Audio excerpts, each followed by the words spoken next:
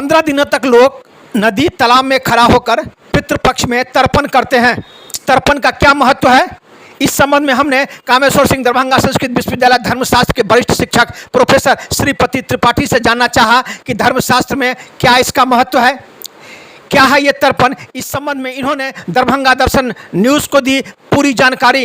इन्होंने क्या कहा, क्या इसका महत्व है, सुनिए इन्हीं की जुबानी इन्होंने क्या कहा, सुनिए दरभंगा दर्शन न्यूज़ से मनोज झा।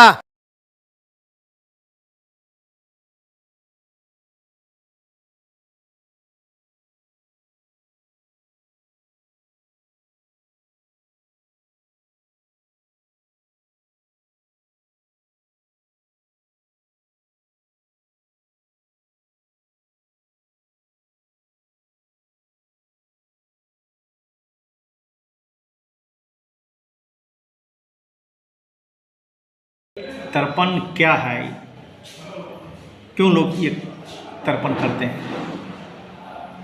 देखिए, अपना सनातन धर्म जो है इसको वैदिक धर्म भी कहा जाता है। इसकी एक अलग विशेषता है और इसमें जितने भी कार्य किए जाते हैं उनका सामाजिक, सांस्कृतिक, आध्यात्मिक और साथ साथ वैज्ञानिक महत्व भी है।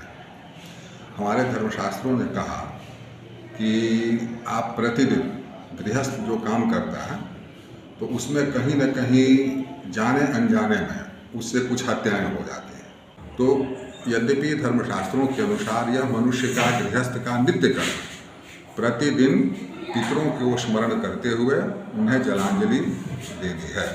यही उसको महायज्ञ कहा गया है, यज्ञ नहीं कहा गया है, महायज्ञ कहा गया है। तो 5 महायज्ञों में एक प्रधान महायज्ञ है पितृयज्ञ, जिसका मूल स्वरूप है पितरों को जलांजलि देना। तो यह तो हमारे धर्मशास्त्र प्रतिदिन करने की व्यवस्था देता है। लेकिन अब रही बात पितृपक्ष की, जिसको पितरपक्ष कहा जाता है देहात में, तो धर्मशास्त्र में तो नहीं लेकिन पुराणों में अनेक कथाएं आई हैं, अनेक वृत्तांत आए हैं, जिसके अनुसार आपके जो पितर हैं उनको यमराज इस पक्ष में वहाँ से मुक्त कर देते हैं कि आप घूमिए फिरिए, अपने बाल बच्चों का दर्शन कीजिए, उनको देखिए और जो वो देते हैं वो ग्रहण कीजिए। ये हमारी मान्यता है, पुराणों में अनेक उदाहरण आए हैं इस तरह के।